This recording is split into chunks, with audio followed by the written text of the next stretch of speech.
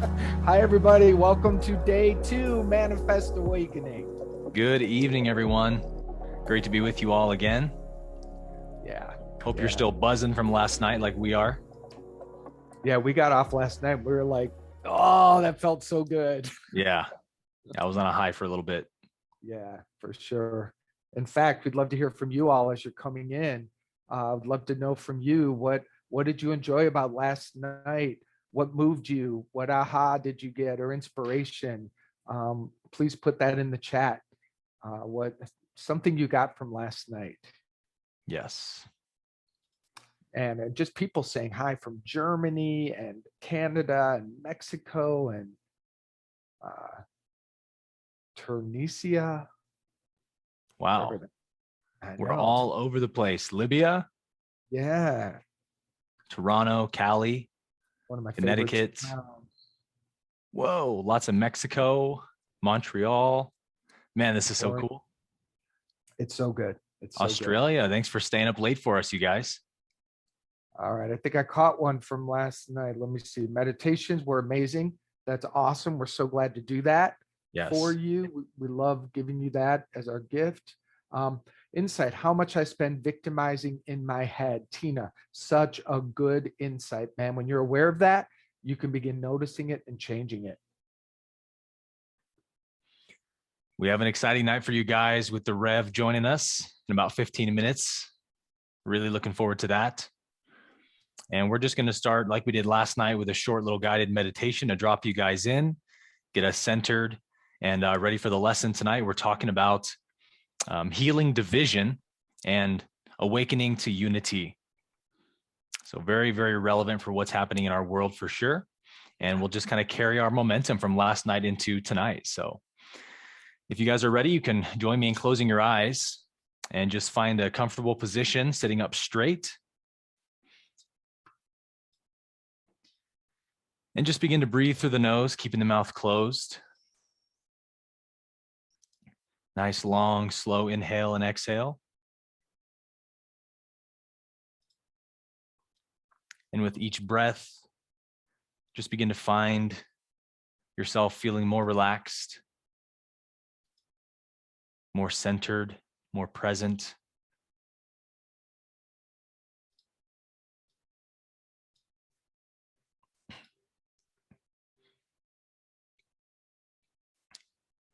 And we'll begin with some short breath work as we've been doing each morning on our morning guided meditations. We'll inhale through the nose for a 5-second count. And I want you to really visualize pulling that energy up the Kundalini, up to the third eye.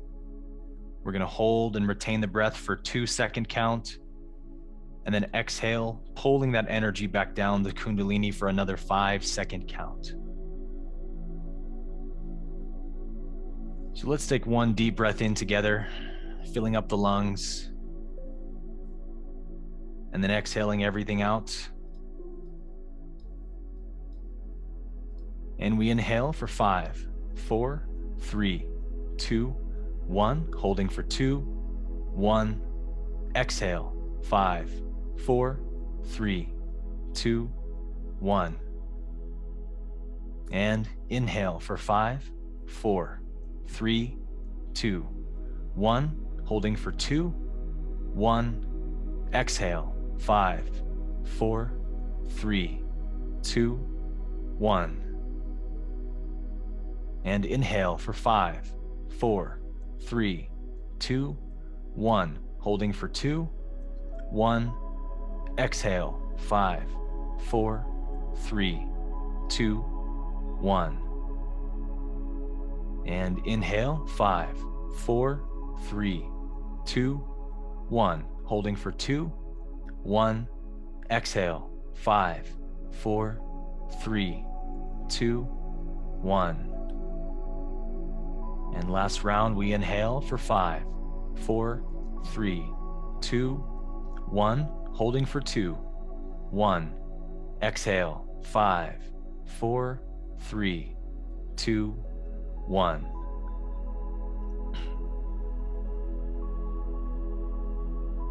And now return your breath to a natural, slow rhythm, letting the breath go on its own, and turning your attention for a moment to the heart center.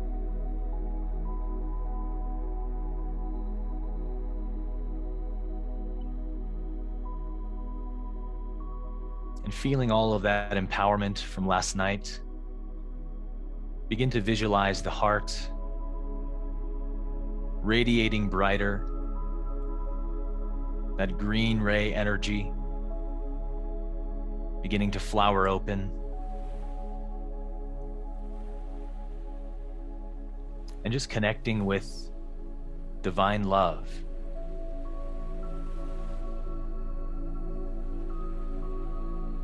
Feeling love for every being here tonight with us.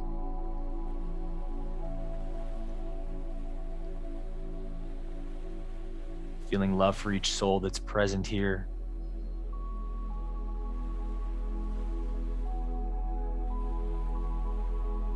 And imagining a picture of the globe of planet Earth, floating in space.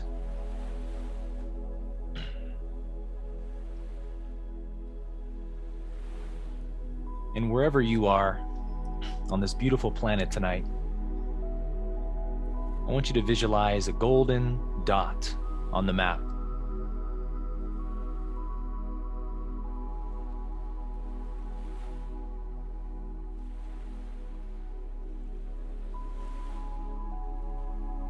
And then see that golden dot begin to connect all across the globe with each and every person that's tuned in tonight with us. Feeling the connection of oneness, of our love and unity with one another.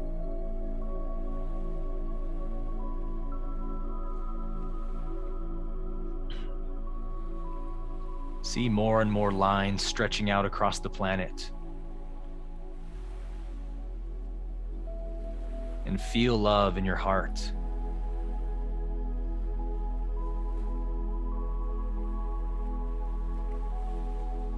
Feeling the love creation has.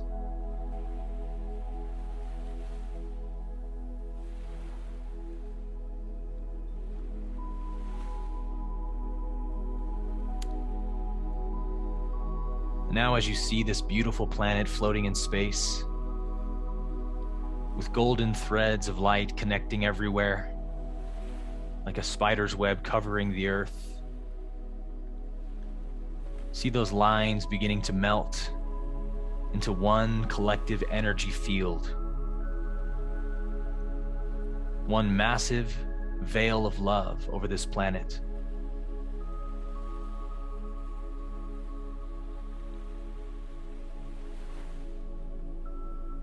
And begin to join every heart on planet Earth in this web of love. Whether they are aware of it or not, we are aware of it tonight. And we send that love light energy to everyone, everywhere.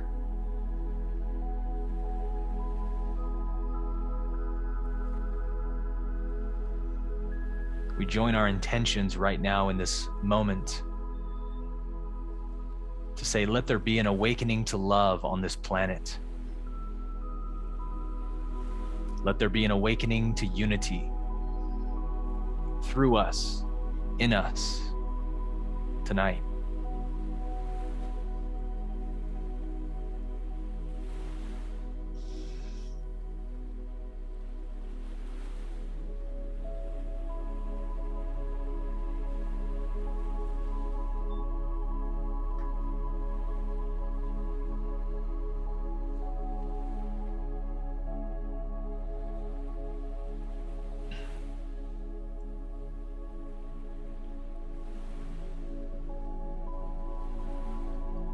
Begin to see little sparks of golden light popping up all over the planet, which represent more and more beings, more souls awakening to this love, feeling it in their heart.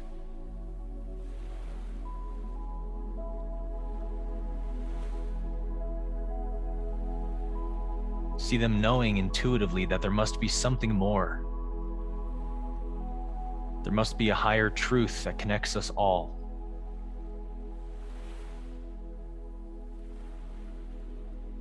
And that truth is oneness.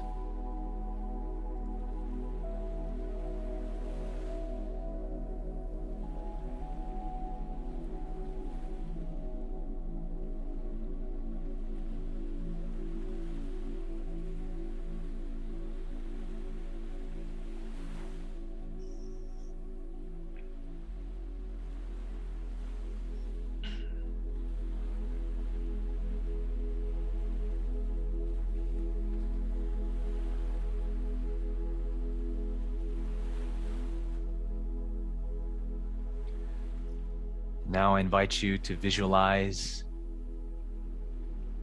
this aerial view of the planet, zooming back in to your spot on the map. See this picture frame zooming in to the country and the city, and then into the home that you're sitting in right now. And see all of these threads that covered the earth finding their origin in your own heart center. This is the gateway to love that we have opened together.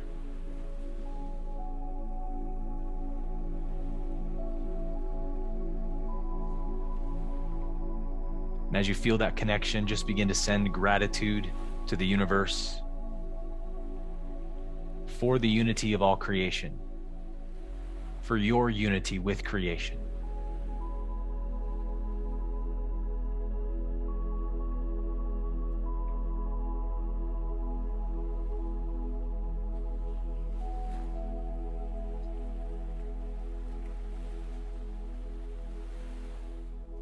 And then in this gratitude,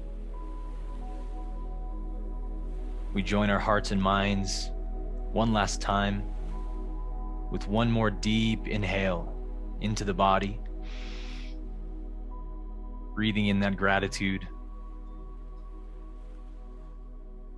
And on the exhale, you can bring your awareness back to the room. Begin to flutter your eyes open.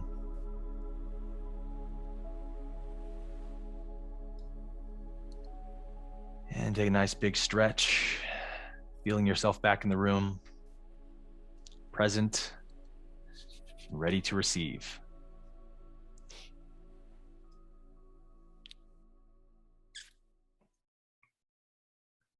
Thank you, Aaron. All right. Today's focus is, as was stated, tonight we're becoming free from division, and we are stepping into our natural state of unity. Our mantra for today is, I am one self, united with my Creator. So we'll keep that also alive within us. And I'm so excited to introduce our wonderful, wonderful guest who's joining us tonight. Truly I think one of the greatest spiritual teachers and leaders of our time. I've been blessed to call him my minister for 25 years. 25 years ago, I walked into the Abke Spiritual Center in Los Angeles and immediately knew I was home, immediately knew Michael Beckwith was my minister and that I would become a minister there.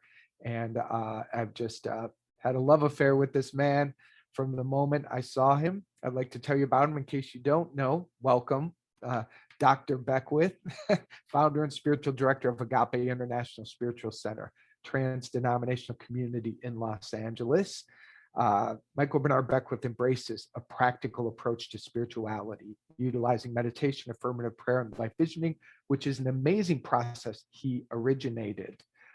He has spoken at the UN General Assembly during its annual World Interfaith Harmony Week. He is the co-founder and president of the Association for Global New Thought.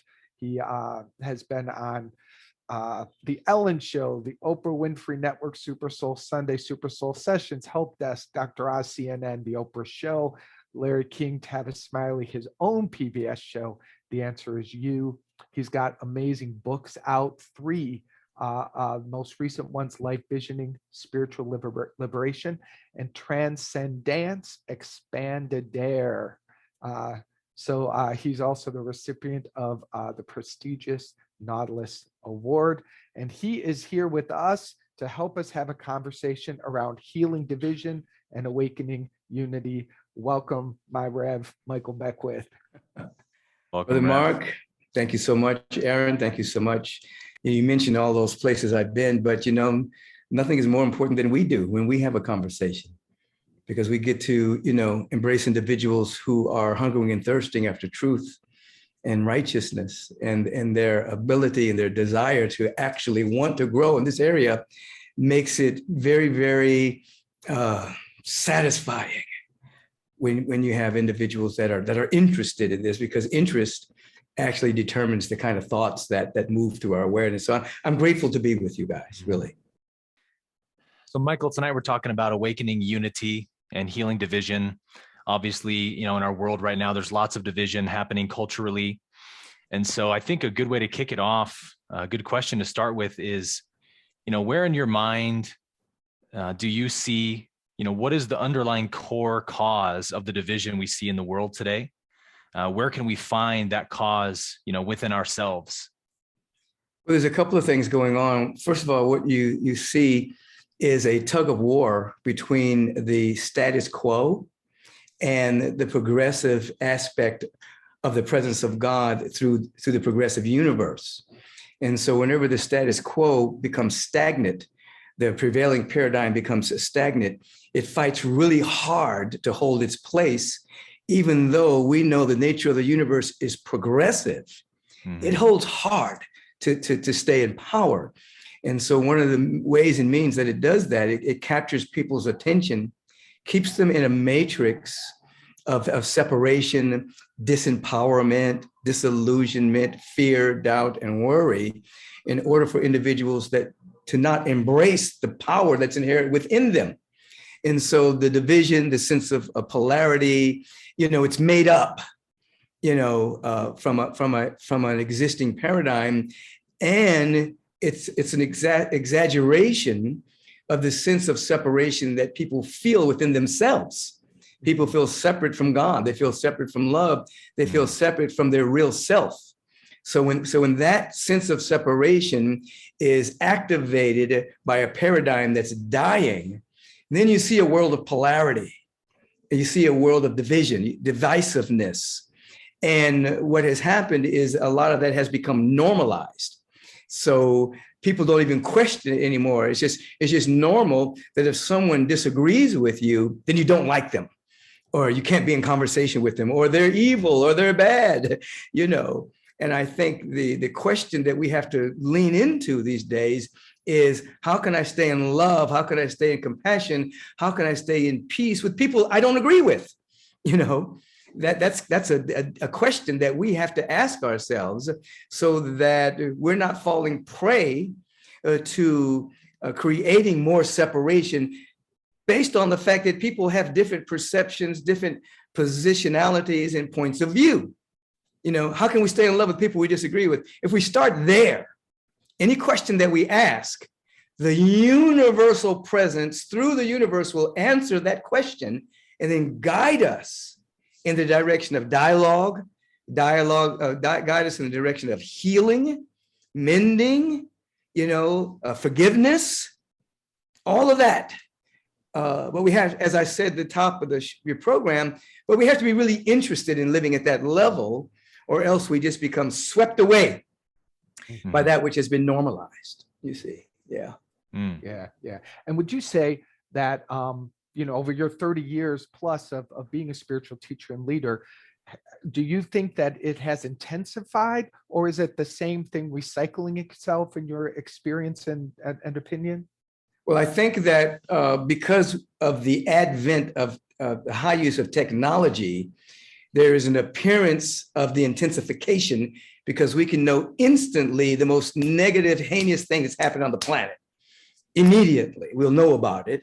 And with the particular media focusing our attention constantly on the lowest common denominator of the human experience, and where we are butting heads, it appears to have intensified, you see. And the other reason why there's an appearance of intensification is because the frequency of the planet has risen, and there are more people per millions of people that are meditating. So there's an increase in the frequency, which is bringing the unconscious sense of separation to the surface. So you have the paradigm itself focusing on the lowest common denominator of the human experience. And then you have the healing of that separation coming to surface based on the frequency of the planet and the frequency of millions of people that are now praying and meditating. So all of that's going on at the same time, you see. Mm-hmm. And if you really look at it, you notice that at this particular time in human history, we have fewer wars than we've ever had in human history. We have fewer wars right now. But there appears to be more going on because we're able to focus on it. Everybody say, oh, look at Eritrea and Ethiopia. Look at this, look at that. And that's not to say that that's not happening. But it's actually on the war aspect of life, it's happening less, you see. Now, there are a lot of things that we have to deal with, even in our, and with all of the industrial countries, you see. So there is an intensity. So those are the two reasons for the intensity. I'll get into other stuff later. But one, the vibration is higher, so that which needs to be healed is more clearly seen. Yeah. And then the old paradigm is actually focusing on the negative. I don't want to say negative. We say this the old, so that the lowest common denominator of the human experience, because that is how individuals are controlled. They are controlled through fear. Fear is the greatest virus of the mind. And once we overcome that, which is a spiritual awakening that needs to take place, then we're less controlled, and we begin to realize that we're not here to consume, we're here to create, you see.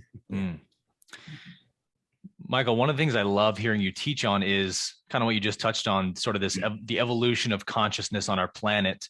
And a couple of things you just said about the power structures of Earth have for so long, in that old model, like you said, sort of thrived on keeping division alive amongst the populace, because that's the only way to really control a populace, is to keep them divided. And we were talking last night about the idea of power versus force, that when real David power, Hawkins. Yeah. David Hawkins, exactly. Real power is when unity is realized together. And once unity is realized, there's really nothing force can do anymore. Because if we just stand together and just refuse to participate in that old paradigm, then that old paradigm dies, because it only feeds off of the energy we give it. And so seeing this happening in a really visceral way in our world right now, I think is really beautiful. And it speaks to, like you said, this healing that we're seeing happen, where because the frequency of the planet has lifted so much, it's forcing these things to come to the surface. And so I want to get your take on, where should we be finding ultimately unity with one another? Because like you said, we can't find it on agreeing on all the same things, going to the same church, having the same political views. There's a place where we can hold different opinions on all of those things and yet have total recognition of oneness and unity. And so in this healing process, as we realize our oneness together and overcome the old system of power on our planet, power really meaning force, actually. Right. Manipulation. Mm-hmm. Yeah, exactly. How do you see that awakening? Where should we be finding unity with one another right now? Yeah, you bring up a couple of things. First of all, since we mentioned David Hawkins, he was a great friend of mine, and we did seminars together, and it was a very beautiful time in my life working with him, and we could finish each other's sentences. And his wife loved him being around me because he would get like a child, he'd get all giddy and everything. But when you talk about the work that he did, and you talk about the work that Buckminster Fuller did, because you talked about not supporting an old paradigm, that was Bucky's really charge to actually build something that was in alignment with the higher frequencies, and then the old would fall away through lack of participation in it. So right. You summed up the teachings of two very powerful teachers. And so at this particular time in human history, I think your question is, where do we find that sense of unity at this point in the midst of, that can only be found within ourselves. We have to make contact. We have to have an encounter with the presence that becomes more real than the circumstances, conditions, and situations that we see in the world. People forget that there's a difference between the world and the planet. They're not synonymous. The planet is Mother Earth, Gaia. She's alive. Her consciousness is expanding. The frequency is higher than it's ever been. The world is a collection of agreements and opinions and points of view that have condensed themselves. So what we see in the world is the artifact of previously held opinions, perceptions, positionality, and points of view. And we all agree that that's the way the world is. But that's not the way the planet is, and that's not the truth of our being. So when we're caught in that, there's nothing but separation. There's so the idea is, and it's stated, in Proverbs 29:18, without vision, the people perish. Without a prophetic vision of what's possible and an articulation of what's possible, then the people, it goes on to say that people live without restraint and constraint, meaning they just go buck wild with fear and worry and pleasure seeking and just all manner of things. But happy are those who keep the law. Happy are those who are using the law of mind and action to catch the vision, articulate it, and then walk in that direction. We're being called to do that right now because, we have kind of a Stockholm syndrome with our politicians and our governments and the pharmaceutical companies and big tech. Everybody, like, we have the Stockholm effect. We actually believe those particular structures are for us. Ooh, I love them. Ooh, big tech. Oh, pharmaceutical companies are trying to make us healthy. Oh, the government loves us. So we have the Stockholm syndrome where that's concerned, and people actually fight for the captors. It's an interesting thing, but now with spiritual awakening, people are waking up and realizing, oh my God, these forceful powers do not have they don't have me at heart. I'm a profit center for them. I'm just to be a consumer for these particular centers, you see. So the idea is, and you guys are speaking to it very powerfully, the idea is we have to wake up. We have to go into deep states of forgiveness for those who seem to be opposite to us. We have to release the rancor and the resentment from our own hearts and soul.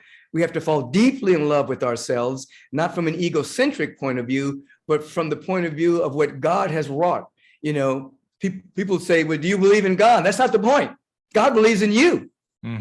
Because the presence of God believes in itself that it is created in its own image and likeness and named it you. God believes in that. And God believes in that potential and that possibility. Man. So once we wake up to that, it's like a homecoming. It's like, whoa, I've always been loved and appreciated. I just had to wake up to it. Before I was blind, now I see. So that sense of unity is found in vision. And that sense of unity is found in walking, articulating the vision. And that sense of unity is found in walking in the direction of that vision. Now, when you begin to do that, the universal plus hits you. You're empowered from within. You're not looking to be empowered from your government. You're not looking to be empowered from politicians or any of that. You're walking with the power of God, you see. It's a whole, and obviously I don't need to say this to the three of us, but anybody who might be newly listening to us, we're not talking about a man in the sky.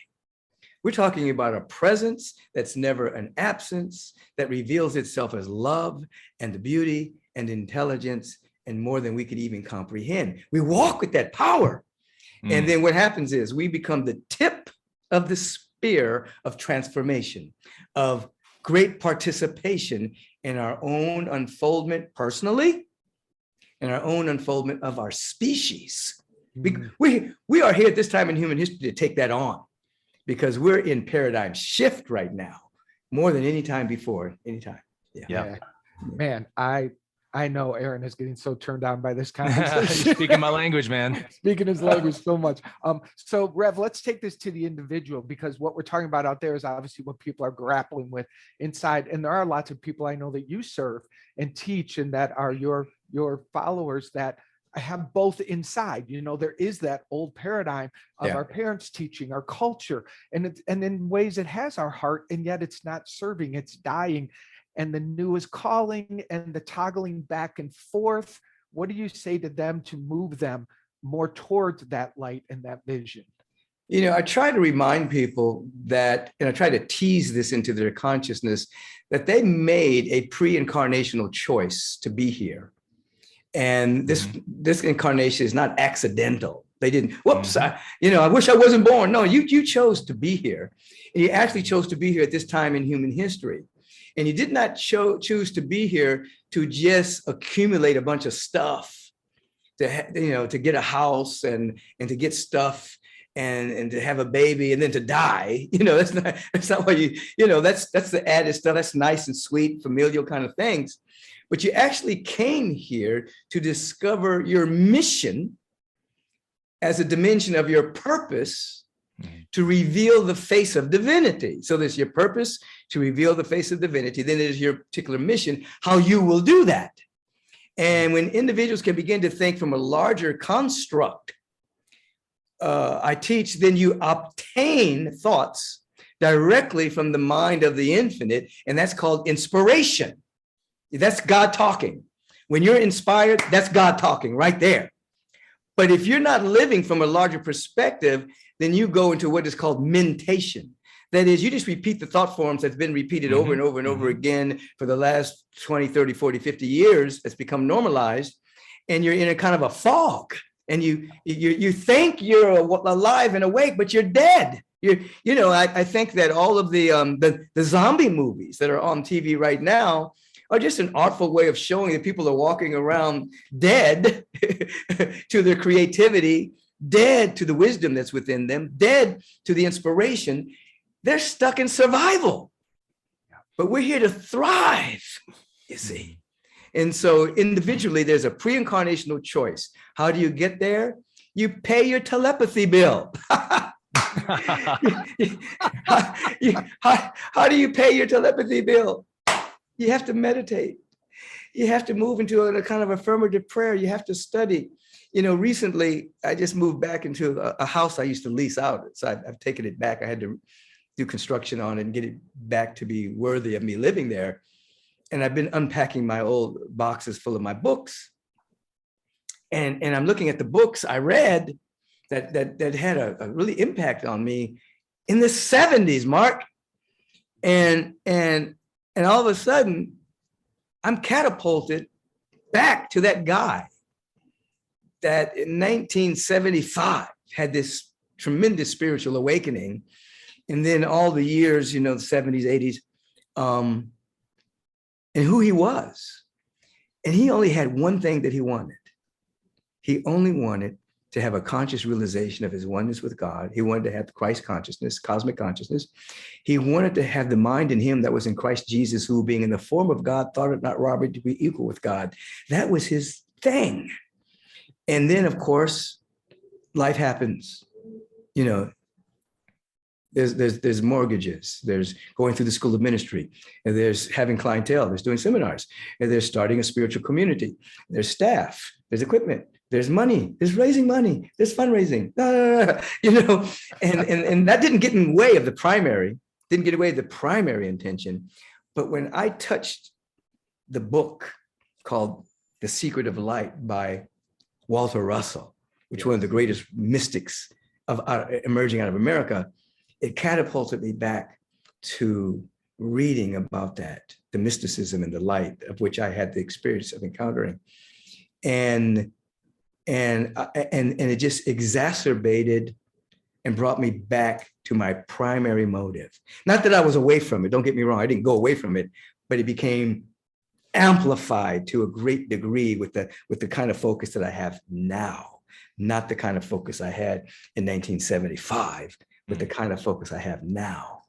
And I just want people to know that if they have a certain level of focus and discipline and intentionality about waking up,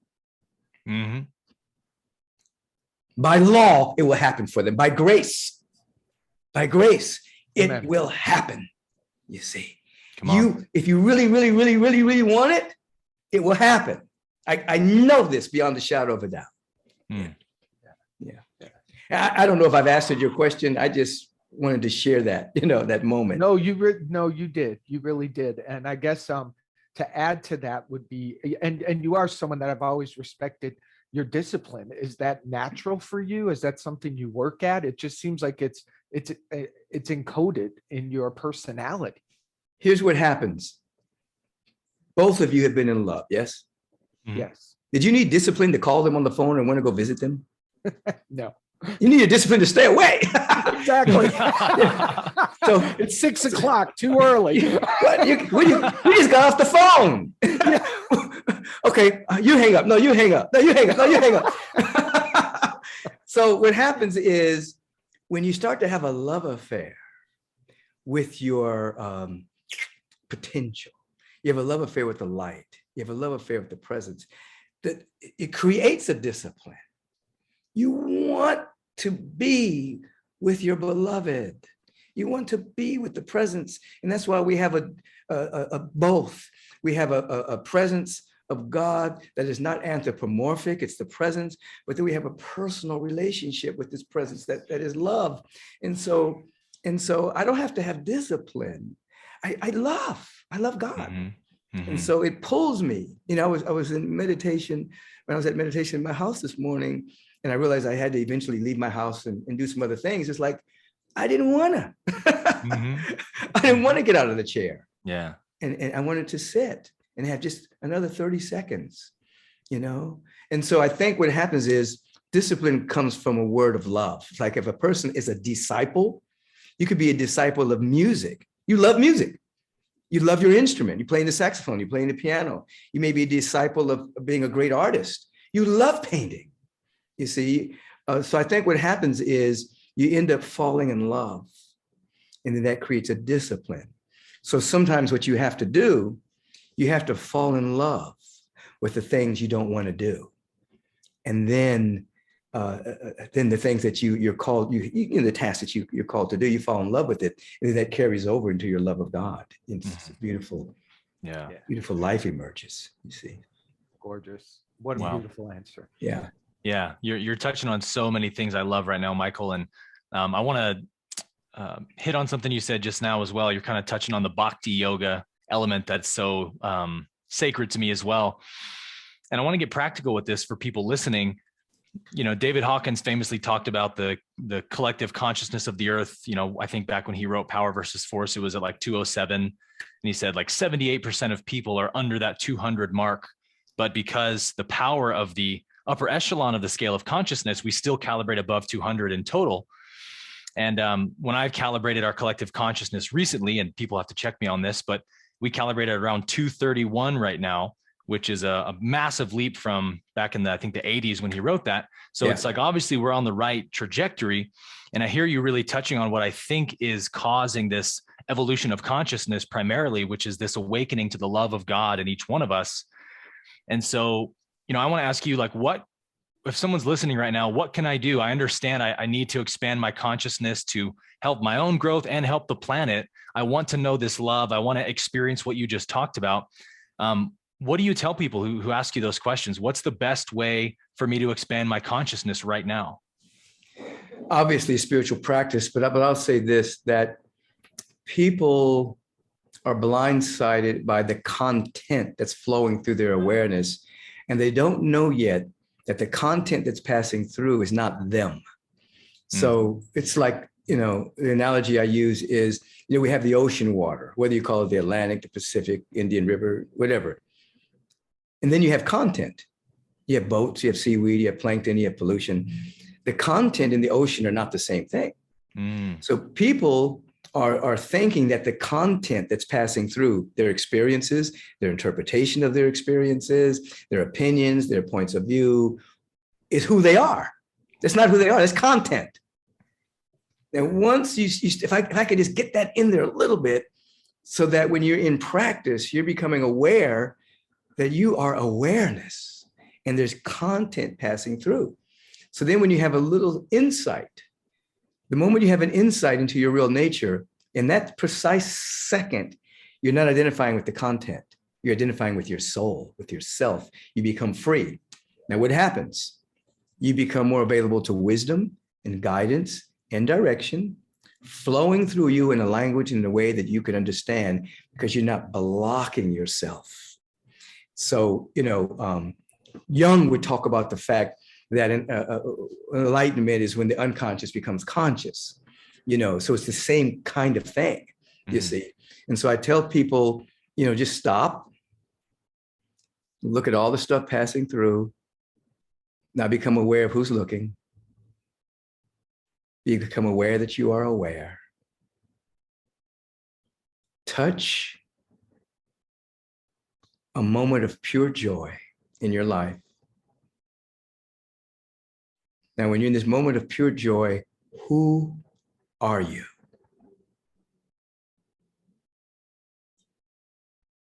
Now, from this moment of pure joy and ask yourself, who are you? Now say, what steps? No, shine the light on my path that I may see the steps to take to manifest this joy. So we've done a couple of things. We've gone into pure joy. We've asked for our real identity, which will not be the body, will not be what we own or any of that. Shine the light on my path as to what steps I can take to manifest this joy, meaning I'm honoring my incarnation. I'm not being airy-fairy. What steps can I take to manifest this joy in time and space? If a person just did that exercise 7 days in a row, yeah, their life would change. Yeah. Their life would change. I love that. That's practical, and 7 days is doable. I think that's a challenge I'm taking. That's awesome. That's awesome. Absolutely. Rev, you taught me how to pray like nobody else has. You have awakened in me its true power prayer. And I know thousands and thousands and thousands of people share the appreciation for that. So acknowledging that as we bring your time here to a close with so much gratitude, I'm going to ask you if you would please pray for our 2,500 plus people who are in this agreement to manifest awakening together this week. We would love your blessing. I would like that. As I begin this prayer, I would say to everyone, do two things. One, consciously opt out of the present paradigm that has normalized ecological destruction, the selling of weapons that are causing the wars on the planet that are killing the kids. Opt out of the paradigm that has the pandemic of malice and power hunger that's trying to suppress voting. Just opt out of that paradigm. So you wake up, you opt out, and then you take a vow. You take a vow to participate in your own unfoldment of the truth that makes you free. So it's something you do. You opt out, and then you take a vow. You opt out, and you take a vow. And a couple of things happen when you do that. When you opt out, you're not under the karmic propensity that your country is under, that has done things such as over-incarcerating of Black and brown people in jail. We have more kids in jail than any country in the world. We've sold $175 billion worth of armaments to countries that are fighting each other, and the kids are starving on our planet. Though we individually may not be able to stop that right now, we can opt out so that karmically we're not taking that on. So you good. See? And then you take a vow with your own heart to be on the cutting edge of participation of your own unfolding. That becomes so important to you. Yes, you're going to survive. Yes, you have to have a job. Yes, you have to pay your bills. We understand that. But you have to take a vow that you're actually here to grow into the next great vision and version of yourself. Yes. So you're opting out and you're taking a vow. Now you'll be on the right side of the law. And the power that will flow through you. Woo! You have no idea. You have no idea. You really, I'm telling you what I know here. I'm telling you what I know. And I believe you. I'm so enthused about this. God, Yes. you we know, are the too. world can't get me down. Yeah. It's just mirrors. It's broken mirrors. It's like I know I'm supposed to pray, but I'm just saying that That's okay. No, the no, world you is go. like, No, you know, keep it's talking. like, it's like walking into those amusement parks where they have those warped mirrors and it throws everything out of balance. That's what the world is. It's like, it's one of those mirrors refracting and reflecting back to us our own sense of separation happening within us. Yes. You see, Yeah. but when you opt out, step out of that amusement park. It's not amusing anymore. Take a vow and then do some inner work. Your life will change. I'm telling you. I'm telling you. So with that,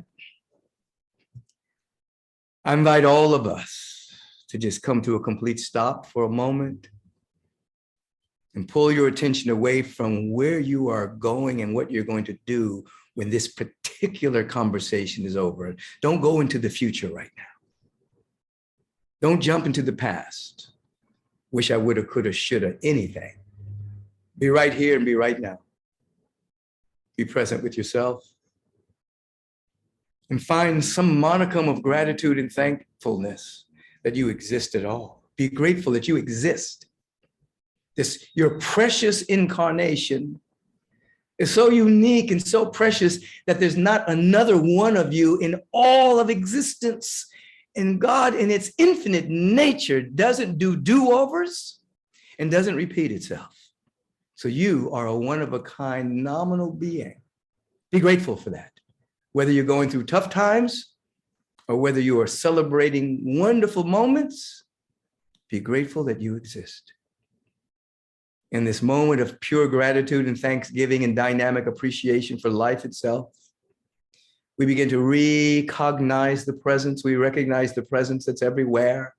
We see it smiling at us through the flowers, bending and admiring us and loving us through the trees.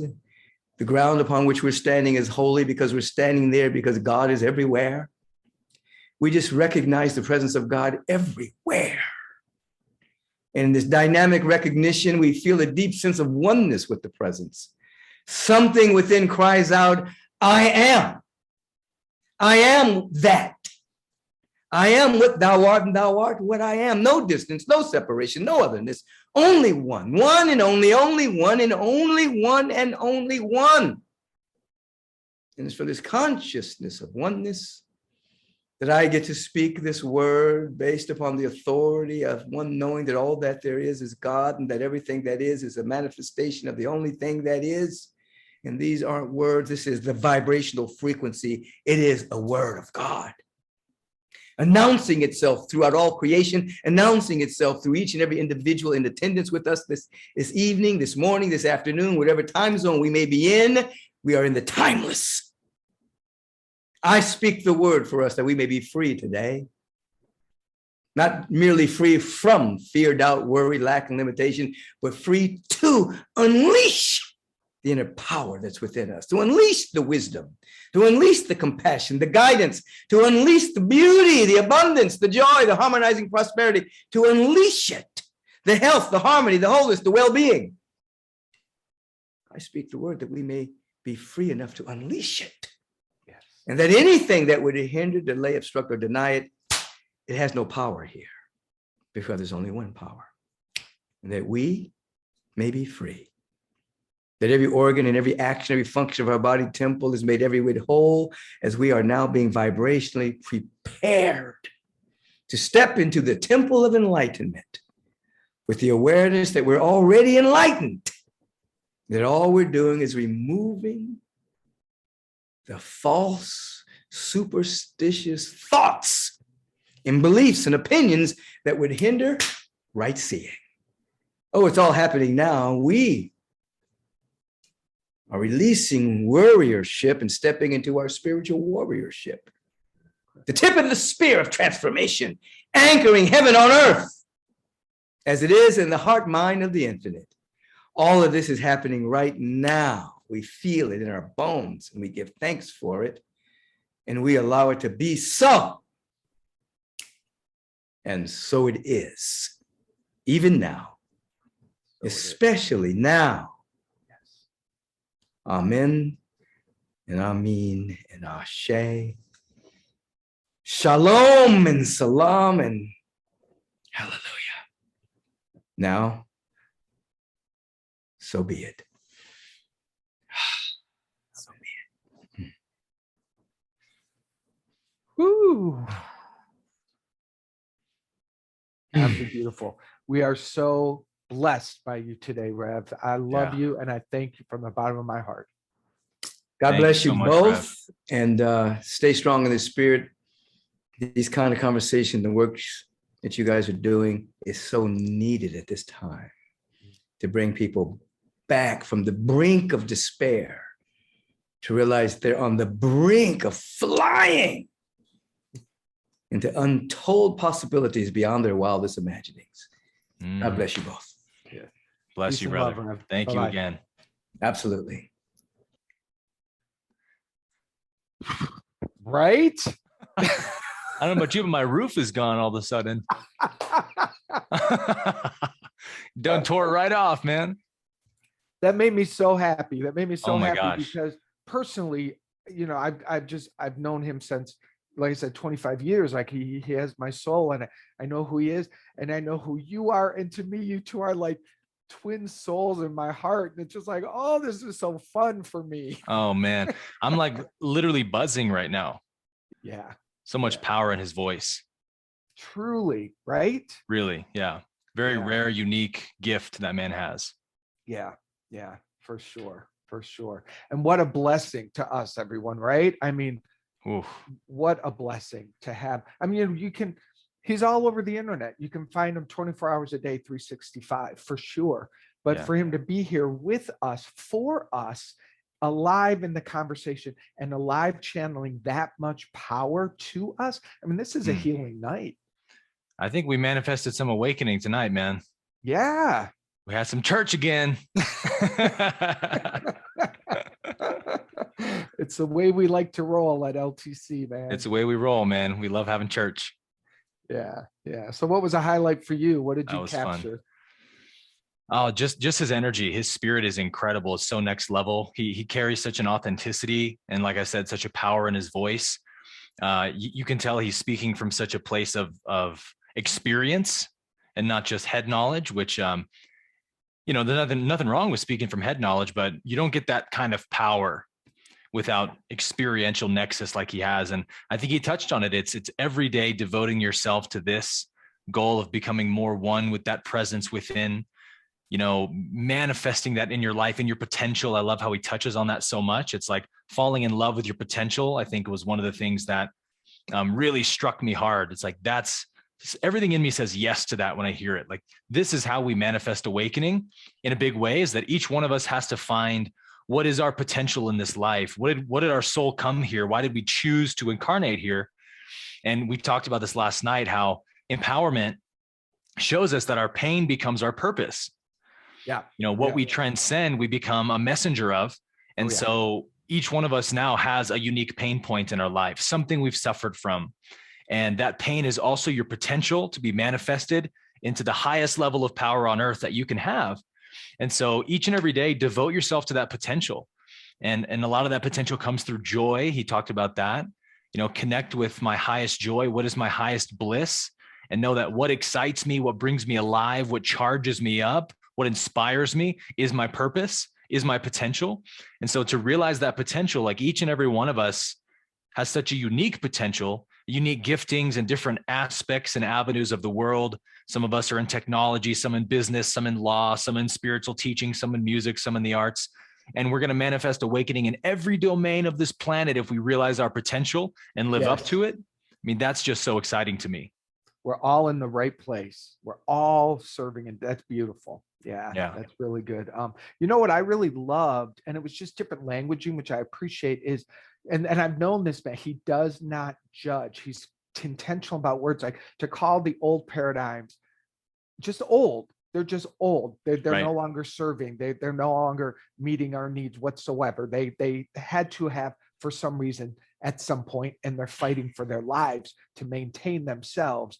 But I just appreciated the way he calls it out clearly without judging any individual or making any human wrong about it. It's just not who we are, and it doesn't serve us in our awakening. I just thought that was beautiful. Right. It just is as it is, right? Yeah. Even as he talked about the power structures on earth, I've been raising a lot of awareness in this domain myself this year. It's that we just have to see it for what it is, because to see it for what it is in a sense honoring it, that the darkness catalyzes the light. We see this in our world today, that all of these challenges and all this pain manifesting, these shadows, are actually catalyzing the light in us and awakening us. And so we can only be grateful to them, to those, to the elites, to the power structures on earth that want to divide, want to manipulate. That's also what's awakening unity. When we begin to see the attempts to divide us, we go, wait a minute. Now we see the game that's being played. Before the scales were over our eyes, we couldn't see it. But now, because this is happening, the veil has been pierced. And it's like each and every day I feel more and more of our collective consciousness shifting into this awakening that unity is the way out of this. Unity is the way into our planetary destiny. And it's just such an exciting time to be alive. Yeah, for sure. And, bringing it to the course for a minute, and for us here that are in this Manifest Awakening program together, it's twofold. It's getting that unity established within me so that I'm not a house divided, so that I'm not afraid to see those shadows, the parts inside of me that are usurping the power, fighting for individuality and separation and unworthiness, to bring those to the light, just as it is done inside of us. And the only way I can do that is through love. The only way I unify inside of me is acceptance, love, and forgiveness. That's the only way I'll experience it. And then to our brothers and to our sisters in the world, to then take that and to be so highly committed and in love with the God in them, greater than their personality, greater than them where they're trapped in fear, to not even waste my time judging anything about their journey and falling deeply in love with the God of their being. That's undeniable unity, and the walls will come down. Absolutely. So well said. Yeah, just keeping the church rolling a little longer. Keeping the church going. Shall we dive into some questions? Yeah, I wanted to actually, you pulled out such a great ACIM quote. I wanted to paste in the chat here. Go here. We're ACIM teachers, so we love pulling out ACIM quotes that, speak to these things. But talking about unity, how we find unity with one another, and that unity becomes our planetary healing. ACIM says this: two voices raised together call to the hearts of everyone to let them beat as one. And in that single heartbeat is the unity of love proclaimed and given welcome. Wow. Yeah. Amazing. Peace to your holy relationship, which has the power to hold the unity of the Son of God together. The Son of God is all of us. You give to your brother for everyone, and in your gift is everyone made glad. What a great summary of everything that Dr. Beckwith was talking about tonight. Yeah, for sure. That's beautiful. All right, we do have a bunch of questions here for Michael Beckwith, but he's on his way. We did make that agreement for him to stay for those, but let's go through them and see what's here for us. Yeah. Not to speak for him, but Tanner says, in your opinion, what institutions are needed to change, and in what ways to embrace a more positive future? I will personally say that the place I feel passion and where I have seen a lot of pain and destruction personally and collectively would be in the religious institutions. I think religious institutions that are have tried to bring God into duality and then fight to prove duality in their teachings ultimately are destructive, and there's fear that is driving it, and there's great greed that has come alive within religious institutions. And there are I've had personal experience of counseling and coaching and working in treatment centers with high up religious leaders that are so spiritually bankrupt and so addicted, be it drugs, alcohol, sex, and then they go out there in the world and they put this whole front on. They're pretending, they're posturing, they're wearing the robes, and they're empty inside because their souls are in so much pain, but Yeah. they're not allowed to be that. And so it's causing, that's felt in the people, you know? So I just think that's a big breakdown that I think it's time to have a big healing. And that's one that I would choose. And it's a great choice. I would say all of them, you know, all of our That's a great institutions choice. at this point, you know, we've seen this year, these last 2 years, and this is the blessing again, that we've seen that. And I've said this before in other of my videos and content. It's not that I'm going to use the word power because we all understand, but I mean force when I say this, like institutional power, wealth power. It's not that evil people keep rising to power everywhere, but it's that power or force creates evil in people. It creates selfishness and greed and the need for more. And so we have to make a shift in our consciousness to see the value in one another, to see the unity in one another, so that the profit-driven, you know, society we live in, where everything profits number one and the health and well-being of people is way down the totem pole below that, you know, that has to be put at the very top, so that we stop poisoning our foods, we stop poisoning our water supply, our medications, and all these things. And that only will happen because of an awakening to oneness. And so, like Michael said so well tonight, let me just make that shift in me so that I'm not karmically involved. Let me become aware of where these forms of greed and corruption exist in the world, not participate in them anymore. And we can just begin to create a world based on the principle of oneness and unity, where the health and well-being and prosperity and happiness of everyone is number one goal. And new institutions are cropping up every day in the medical field and the health field and technology and on and on and on, where this motive is being established. And it's just so beautiful to see. And I think that 20, 30, 40, 50 years from now, we're going to be looking at a very different planet because this awakening is happening right now.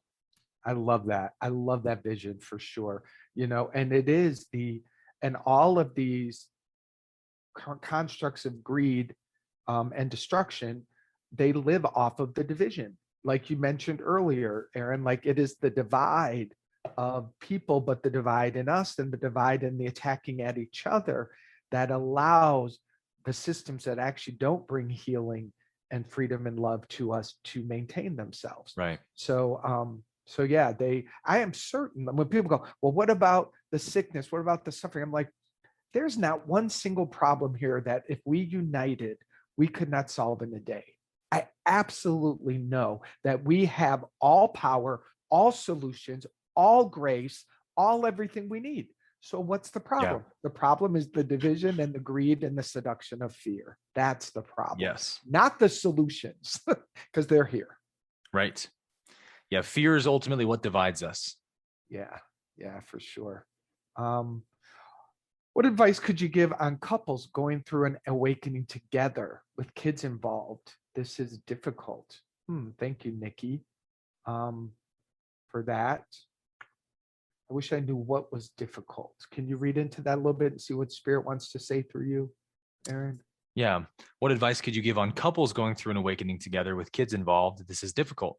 Yeah. You know, I think communication is a big part of this, and that many sages speak on this idea of, you know, should I get married or should I stay single? Is it better, you know, is it easier to achieve enlightenment if you're single or if you're married? And, you know, what I hear from Ramana Maharshi, especially, Muji has spoken on this a lot, is that if you're with a partner who also wants liberation as much as you do, then it can be a great aid to your awakening. But if you're with someone who's not interested in it, it can be a great hindrance to your awakening. So if you're going through an awakening with your partner, number one, congratulations. That's amazing, because that is somewhat rare to find someone who's as interested as you are in awakening. And so I would say communication, right? What's unfolding within you, asking your partner what's unfolding within them, and just being on the same page of like, here's where my shifts are happening. Here's where I'm seeing different reactions towards the world or towards these situations. How do you feel about this? And that is where I think the catalyzing happens is, you know, we go farther together than alone, as ACIM says. And that's why we love having this community where every single morning we do these lessons together and we talk about these things and what's awakening in you. And we say, oh yes, that is, I didn't realize it until you said it, but I'm also having those shifts in my perception, in my awareness. It's like, that is such an amazing spark for each one of us. And so for me, communication is a big part of it. And then the second thing would be also really holding space for someone to be on the journey they're on, having the transformation they're having. It's going to be somewhat karmically different than yours. They may have to work through different parts of their shadows and traumas than you have. And so not expecting their transformation to look exactly like yours, but to have space for, hey, maybe they're going to have some really difficult days. Maybe they're going to be depressed for a few weeks at a time as they're working through their dark night of the soul. We have to have so much compassion to hold space for one another if we're on a journey together. And my partner and I do this in our daily lives too. It's like some days I'm sky high. I'm just blissed out. And she's like in a very low state, working through processing some stuff. And so I always see it as my job not to lower my vibration and be like, what's wrong, sweetheart? Oh, talk to me. I'm so sorry you're feeling depressed. I did that for a while, and I realized, no. If I'm trying to help somebody off of a cliff or something, I need to be up on top of it and pull them up to my place, my position, and not get down with them and dangle off the cliff with them. So it's like, be true to my vibration, stay in the place I'm at and just radiate it, be that, emanate that. And that's what will pick them up. Right. And so that does take some perseverance, some integrity in you, and some level of awareness, but that's what not only catalyzes their journey, but yours, because it requires so much more of you. So, this is a topic I love talking about, how to grow with a partner. And I could say a lot more, but those are definitely my big two. Yeah, I completely agree. In the 25-year relationship, I have seen the highs and the lows and the love, and the co-awakening is the greatest joy, for sure. And you're right, Aaron. It has very different seasons. It looks, each of us has different times of it, and it's just space for it, and enjoyment and honoring of it. So this is a great question by Angela. How to love and honor those who are hurting others, sowing divide, and destroying the planet. This is so key, and I appreciate you bringing that up, Angela, because this is the calling that we must step up into as people committed to awakening. This is an invisible gate that we must pass through that says, no longer will I blame, attack, or persecute anyone. And Aaron and I reference this a lot. Jesus on the cross, here he is being crucified, and the first phrase he says is, Father, forgive them, for they know not what they do. Forgive them because they're asleep to their power. Forgive them because they literally don't know that the actions they're taking are causing karmic harm to themselves and to others. If they really were awakened to the love that they are, I know that they would be choosing something different. But I also know that my judgment about them is not going to expedite their awakening. In fact, it will corner them and inhibit it. So the best thing I can do is to hold them in my heart and say, you are the beloved. You are one with God. These are the things I say in my mind when I'm seeing something. I remember a story, Aaron, in one of our morning lessons. I had a day where I literally was walking down the street and another guy attacked a man and was beating him so hard. And it was shocking to me. And when I went over there, he ran away.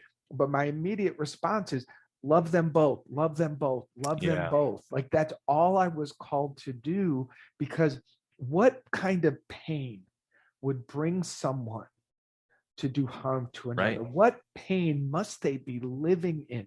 This is where my unity with them allows me to go deeper than the superficial. And I believe that when we do that, and when we send words of love, vibrations of love, knowing about them, we are absolutely ending the game. We're ending the suffering with them and for them. So it's a very holy place. And the Course in Miracles says we must serve our brothers and sisters in this way. Yeah. Really, really good, Mark. And this is what we're talking about tomorrow in day 3, healing our judgments and awakening our compassion. And so I won't say too much yet, because we'll get into this tomorrow, but I'm a law of one teacher. And so I talk a lot about polarity, and the David R. Hawkins scale, shows that below 200 on the scale of consciousness is the negatively polarized states of consciousness. Above 200, it becomes positively polarized. So we have to realize, like you said, if someone's acting out, creating evil and harm and suffering to others, they're in a negatively polarized state of consciousness, in fear. And so first of all, we need to realize that the way I see them does in some way contribute to how they're behaving. So you kind of have to ask the question to yourself, do I really believe that all minds are joined or not? Do I really believe that we are one in consciousness or that we're separate? If I believe we're separate, then go ahead, think whatever nasty thoughts you want about them, because it doesn't affect them or anyone else, because we're all separate. But if I believe that we're one, then I have to take every judgment captive and say, that hurts the collective when I think that. If I judge the abuser, I'm creating the abuser. I'm adding more ideas into the collective of, yes, I agree with you. You are that abuser you think you are, because I see it too.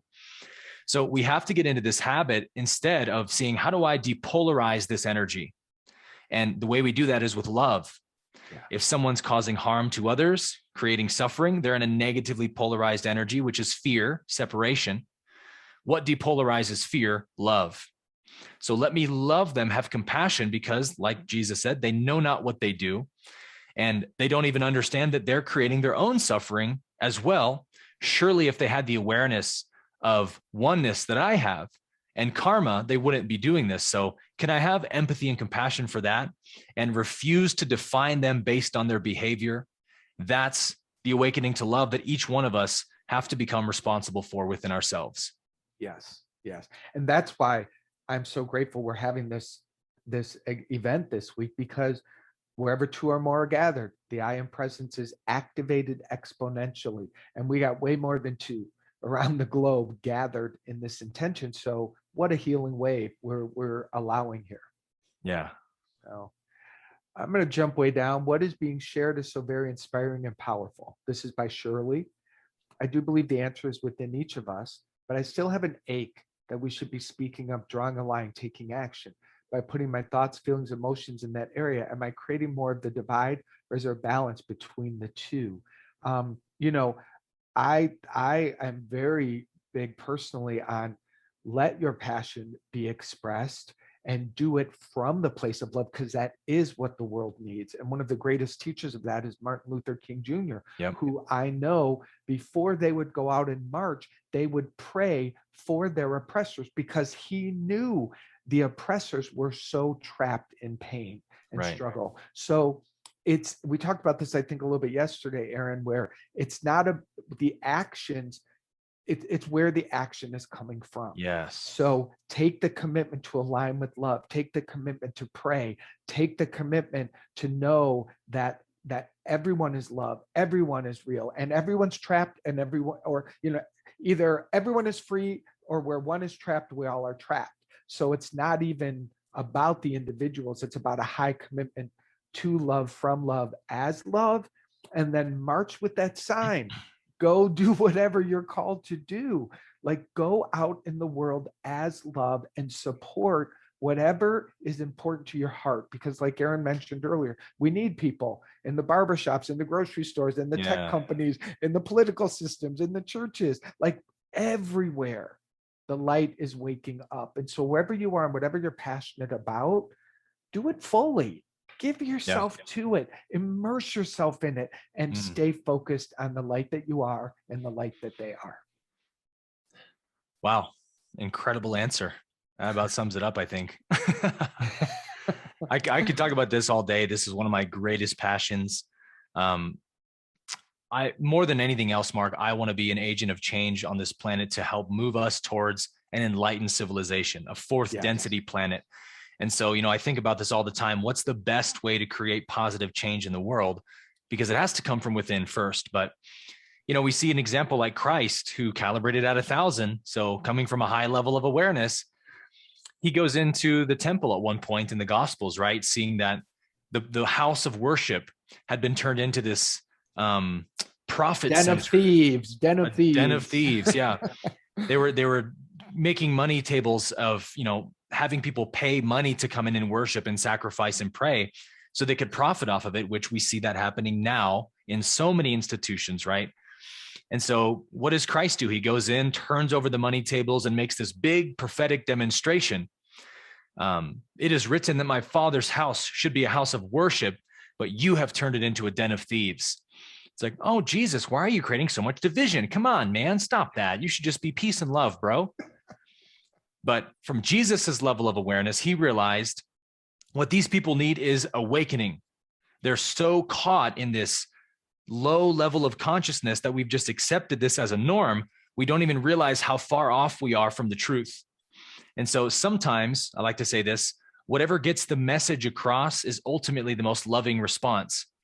And so at that time, Jesus realized these people are so held captive by believing that these religious leaders, as you touched on earlier, Mark, these Pharisees are having their best interest in mind.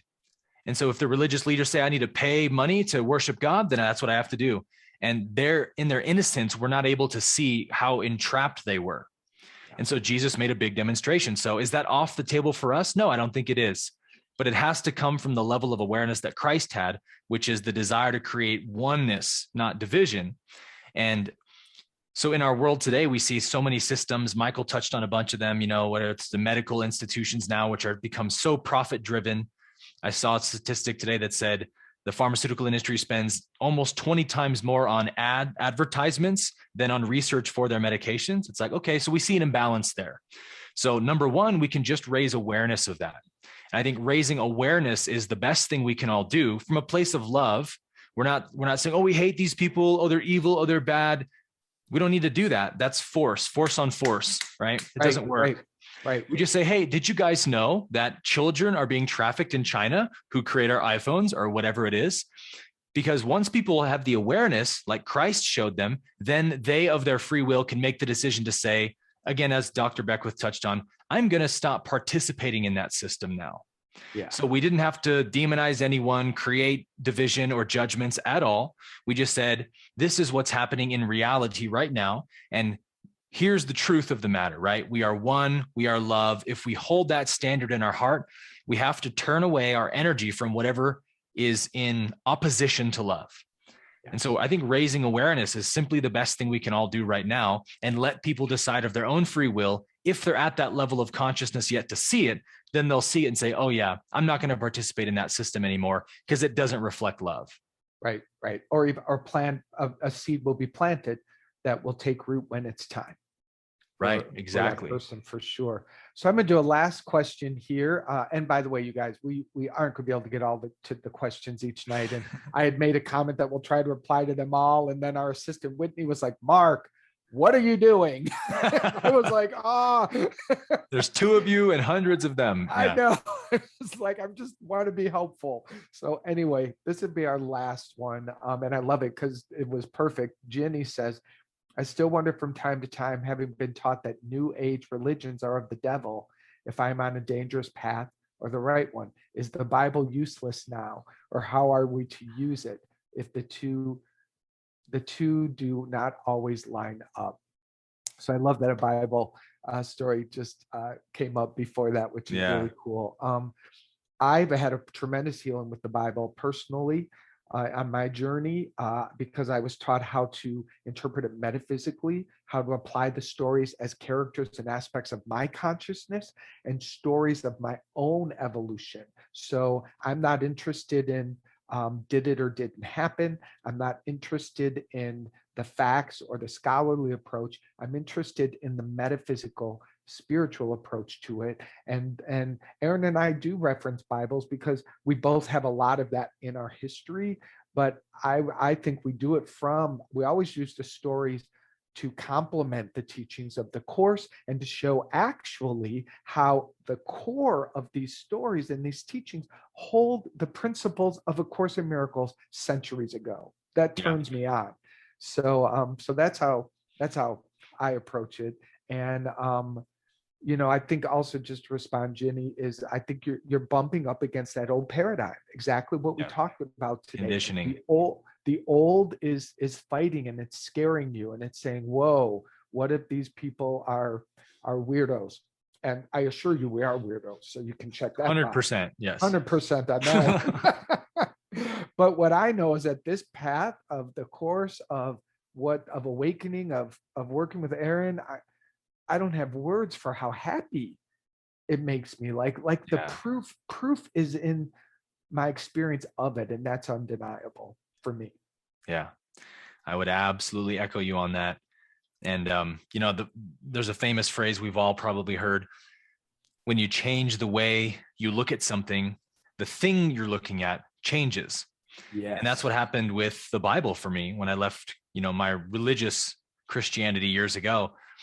I saw it as a literalistic book that every word had to be literally true, which doesn't even make sense from any perspective. But once I came back full circle to the Bible, I saw it more as actually, an unfolding narrative about the evolution of man's consciousness on earth, which from that point of view, it's a very beautiful and very divine book. Not because it was written by a feather pen of God's right hand, but because it chronicles man's awakening to the presence of God on earth from this old religious sacrificial paradigm of, we must give God blood sacrifices to appease his wrath. And, we move into the book of the prophets later, and they're like, you do not delight in sacrifice, Lord. The sacrifices of God are a broken spirit and a contrite heart. These, oh God, you will not despise. And then it culminates in the Christ in the Gospels, where it says, and I just love this passage. It says, no man has ever seen God at any time in John chapter 1. No man has ever seen God at any time, but Jesus Christ has made him known to us. So it's like, whoa, Moses, Abraham, Elijah, Isaac, none of them knew God at all, but God looks like Jesus. Like, that to me is the message of the Bible that is just endlessly enriching to me. And so I think when we read the Bible, which the Bible calibrates very high on the scale, but we have to read it from that lens of like, this is actually man's evolution of understanding God, which to me makes it a very divine book. Yes. Well said. I love that. And I agree with that completely. That's beautiful. All right, let's take a deep breath, everybody, because this was a powerhouse night. Ooh, boy. No doubt about it. We've got 2 more to go, and it's just going to keep building and getting better. Tomorrow, we've got some awesome stuff to share with you. We're going to be sharing a few things with you. We're going to be talking about healing judgment and awakening compassion. So please, check in and the Mighty Networks on how the meditation was for you, how you're doing the mantra. When you share your experience, it helps someone else. So don't be shy. Don't be shy on just getting on there and sharing whatever's occurring for you. Yeah. So good to connect with each other. Yeah, for sure. For sure. Happy to pray us out. Yeah, please do. All right. Well, we've just been in a flow of prayer the whole time. So let's all just take a breath and feel that gratitude. Thank you. Thank you, Mother, Father, God. Thank you, life. Thank you, presence. Thank you, all that is good and holy. Thank you, I am that. Thank you, the one life, the unified power that cannot be divided. This is what's true. We are the life of God, undivided, indivisible, never, ever, ever diminished. This is what we are. And everything else shall disappear or align up with this truth. That is the awakening. And I'm so humbled and grateful that we are all together in this commitment. Every one of us is called, and every one of us is guided, and every one of us is blessing so many others here in ways the human eye and mind will never know. But your presence is a blessing unto us. Please breathe that in. Please accept that. And please put that under your pillow tonight. And so it is. Amen. Amen. So good, man. It is. What a great night. Thank you all. Man. Yeah. Take care. See you tomorrow.